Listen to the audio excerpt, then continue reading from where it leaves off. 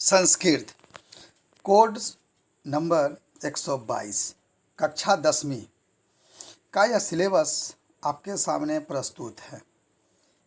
इसमें सबसे पहले हम लोग अंकों का मूल्यांकन देखेंगे। आपके लिए नवम के सिलेबस को भी अपलोड किया जा चुका है, साथ ही कुछ व्याकरण के तत्व को भी इसमें दिया गया है, जिससे आपको अत्यधिक मदद मिल सकता है। आप उसके लिंक को भी नीचे देख सकते हैं।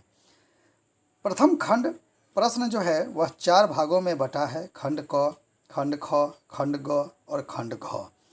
खंड क में अपठित अवबोधन है जो 10 अंक का है। खंड ख रचनात्मक कार्य है जो 15 अंकों का होगा। ग अनुप्रयुक्त व्याकरण है जो 25 अंकों का होगा। और इस प्रकार अनुप्रयुक्त व्याकरण से 25 अंक है और खंड घ पठित अवबोधनम से 30 अंक है। कुल जो अंक आपके पास दिए गए हैं वह है 80। इसमें एक गद्यांश 1 से 100 शब्द तक है, जिसमें से आपके पास 10 अंक के प्रश्न पूछे जाते हैं। दूसरा जो प्रश्न है खंड ख से रचनात्मक कार्य है। यह औपचारिक अथवा अनौपचारिक पत्र के रूप में आता है, जो निबंधात्मक प्रश्न माना जाता है। प्रश्न 3 है चित्र वर्णनम अथवा अनुच्छेद लेखनम। आप परीक्षा में या तो चित्र का जवाब दे सकते हैं या फिर अनुच्छेद का लिखाई कर सकते हैं। यह निबंधात्मक प्रश्न माना जाता है। उसके बाद 4 नंबर में हिंदी और अंग्रेजी भाषा से संस्कृत भाषा में अनुवाद का कार्य माना जाता है, जिसमें 5 अंक आपको दिए जाते हैं। खंड ग अनुप्रयुक्त व्याकरण के अंतर्गत संधि है, समास है, प्रत्यय है, वाच्य प्रकरण है, समय है, अव्यय पद है और संशोधन कार्यम है। इन 7 को मिलाकर 25 अंक है। पुनः खंड घ की जब हम लोग बात करते हैं तो यह पठित अवबोधन है। पठित अवबोधन जो हमने पढ़ा है लेकिन हम अभी नहीं जान रहे हैं या हमें उसको जानना है। यह पठित अवबोधन पूर्णतः बुक का भाग होता है, जो सेमुसी आप द्वितीय भाग पढ़ते हैं।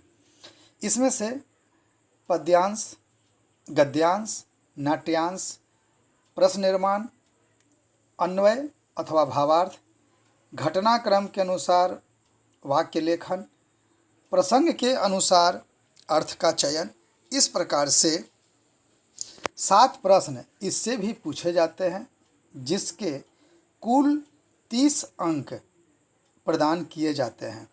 इसमें लघुत्तरात्मक, पूर्णवाक्य और लघुत्तरात्मक भाषिक कार्य से प्रश्न आते हैं।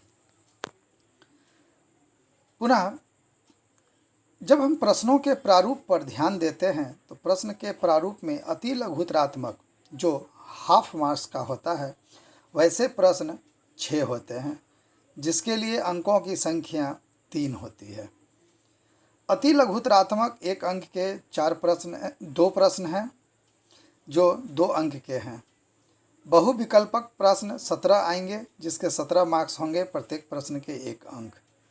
लघुत्तरात्मक जो बुक से रिलेटेड होता है वह 8 अंक के प्रश्न हैं। 8 भाग में वह बटे होंगे, जिसमें से अंकों की संख्या 21 है। दीर्घ उत्तरात्मक प्रश्न 18 हैं, जिसमें हाफ मार्क्स करके 9 मार्क्स हैं। दीर्घ उत्तरात्मक जो 1 अंक के प्रश्न पूछे जाएंगे, वैसे प्रश्नों की संख्या 24 होगी, जिसके 24 अंक हैं। और दीर्घ उत्तरात्मक 2 अंक वाले प्रश्न 1 हैं, 2 प्रश्न होंगे, जिसके अंक 4 होंगे। संस्कृत का यह 10वीं का जो प्रश्न पत्र निर्माण होता है, उस प्रश्न पत्र के निर्माण के अंतर्गत जब आप ध्यान से देखेंगे तो जो पहला भाग अपठित अवबोधन है, जो हम पढ़े नहीं, यह गद्यांश कहीं भी आउटसाइड से आपको दिया जा सकता है, जो इंग्लिश के अनुसार पैराग्राफ राइटिंग माना जाता है। इसमें 10 अंक के प्रश्न होते हैं, जो 80 से 100 शब्द के होंगे। इसमें एक पद में उत्तर देने के लिए प्रश्न है, पूर्ण वाक्य में है और अवबोधात्मक कार्य हो सकता है। शीर्षक लिखने के लिए भी आपको दिया जाएगा और अनुच्छेद में जो 4 या 3 प्रश्न भाषिक कार्य से रिलेटेड भी आपको दिए जाते हैं। भाषिक कार्य के अंतर्गत जब हम बात करेंगे, जो गद्यांश का तीसरा प्रश्न होता है वह वाक्य में कर्ता और क्रिया का संबंध बताना, कर्ता कहाँ है और क्रिया क्या हो सकता है उसका, इससे रिलेटेड प्रश्न। विशेषण और विशेष को चुनना कि अगर विशेषण आपके पास दिया है तो उसका विशेष क्या होगा, विशेष दिया है तो विशेषण क्या होगा, और उसके बाद शब्दों के पर्याय और विलोम पद को चुनना। रचनात्मक कार्य में जब आप ध्यान से देखेंगे, जो आपका भाग ख है उसके अंतर्गत संकेत आधारित औपचारिक या अनौपचारिक पद, फॉर्मल या इनफॉर्मल, दोनों में से किसी भी प्रकार का पत्र आपके पास आ सकता है जो 5 अंक का होगा। चित्र आधारित वर्णन, चित्र आपके पास दिया हुआ है, उसके अनुसार आपको उसका वर्णन 5 वाक्य में कर।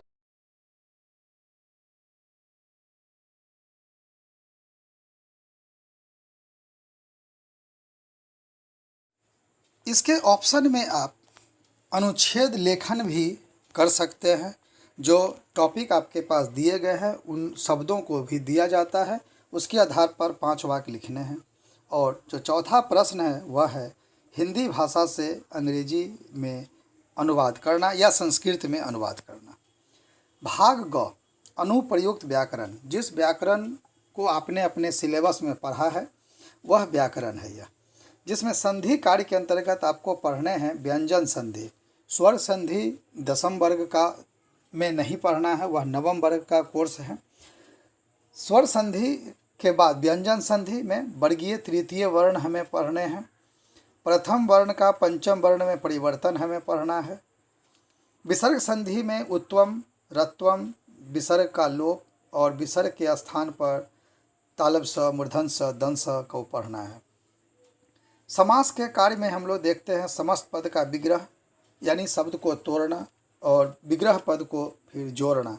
यह 4 प्रश्न 4 अंक के होते हैं, जिसमें तत्पुरुष समास, विभक्ति समास है वह पढ़ने हैं। बहुव्रीहि अव्यय भाव में यह उपसर्ग से बना समास है, जिसमें अनु, उप, सह, नीर, प्रति और यथा को हमें पढ़ना है। द्वंद्व समास केवल इतरेतर, द्वंद्व के 3 भाग हैं, इसमें से केवल हमें इतरेतर पढ़ना है। जब प्रत्यय की बात करते हैं तो तद्धित प्रत्यय में हमें मतु, ठक, त्व और तल प्रत्यय का अध्ययन करना है।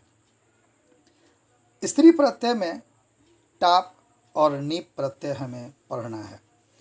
यह कुल तद्धित प्रत्यय से 3 अंक और स्त्री प्रत्यय से 1 अंक, इस प्रकार 4 अंक के कुल प्रश्न समास से, प्रत्यय से दिए गए होते हैं, जो सामान्यतः बहुविकल्पिक प्रश्न ही होते हैं। 8 नंबर का प्रश्न जो आपके पास आएगा वह है वाच्य परिवर्तन, वॉइस चेंज करना। केवल यह लट लकार में हमें प्रयोग करना है। कर्ता, कर्म और क्रिया, इसमें से तीनों में से किसी का भी परिवर्तन करने के लिए आपके पास प्रश्न आ सकता है। यह 3 अंक का है। समय के अंतर्गत अंक के स्थान पर समय लिखना है।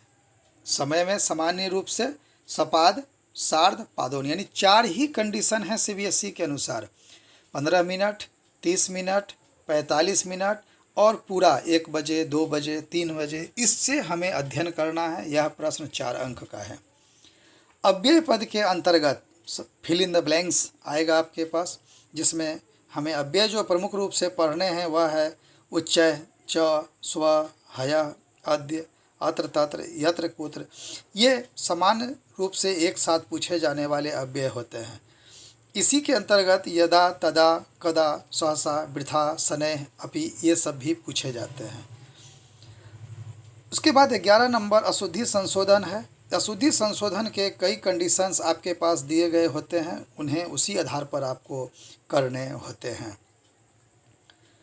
पठित अवबोधनम, जब घ की बात हम करते हैं, भाग घ 12 नंबर प्रश्न आएगा। यह आपका गद्यांश आधारित अवबोधन। गद्यांश यानी कहानी का यह भाग है जो कहानी सेमुसी से आपने पढ़ा है, जो भी लेसन, उसके अंतर्गत आपको एक पद में, पूर्ण वाक्य में और प्रश्नोत्तर आपके पास आ सकते हैं। उसी में से भाषिक कार्य भी है। वाक्य में कर्ता क्रिया पहचानना, विशेषण विशेष को पहचानना, जो शब्द आपके पास दिए गए हैं उसका पर्यायवाची और विलोम पद क्या हो सकता है, इसको भी आपको चयन करना है। 13 नंबर जो पद्यांश अधिकृत अवबोधन है। पद्यांश इसका अर्थ है कविता, जो कविता आपने पढ़ा है उसमें से यह प्रश्न आता है। प्रश्न के प्रकार इसमें भी एक पद हो सकते हैं, पूर्ण वाक्य हो सकते हैं और प्रश्नोत्तर टाइप के होंगे। इसमें भी प्रश्न की शैली वही होगी जो शैली आपके 12 नंबर प्रश्न अर्थात कहानी से पूछे जाते हैं, वही शैली है। प्रश्न 14 में नाट्यांश आएगा।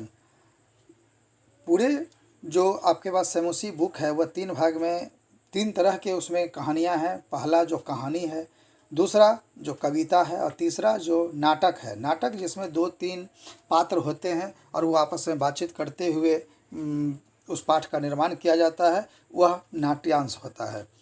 इस नाट्यांश के अंतर्गत जब हम बात करेंगे तो नाटक के अनुसार भी वही प्रश्न हैं, एक पद में, पूर्ण वाक्य में और प्रश्नोत्तर। इसमें भी कर्ता क्रिया पहचानना, विशेषण विशेष चुनना, पर्यायवाची और विलोम पद का चयन, इसके अंतर्गत भी वही है। वाक्य में रेखांकित पद से 4 प्रश्न निर्माण करना है और 16 में श्लोक का हमें अन्वय करना है या भाव लिखना भी हम कर सकते हैं। प्रश्न 14 के अंतर्गत नाट्यांश पर भी हम लोग चर्चा कर चुके हैं कि इस तरह 16वां जो प्रश्न है आपके पास, वह संस्कृत में भावार्थ लेखन भी आपके पास आ सकता है। भावार्थ लेखन, जो श्लोक का आपने हिंदी में अर्थ पढ़ा उसी को संस्कृत में फिल इन द ब्लैंक्स के रूप में आपको स्पष्ट करना है। यह भी 4 अंक का है। घटना के अनुसार कथा लेखन है। जो कहानी आपने पढ़ा उसको घटना के अनुसार पहले कौन सा लाइन आएगा, उसके बाद कौन सा आएगा, उसके बाद कौन सा आएगा, उसके आधार पर आपको प्रश्न में से छांट कर आपको अपने उत्तर पत्र में लिखना होता है। यह 4 अंक का होता है।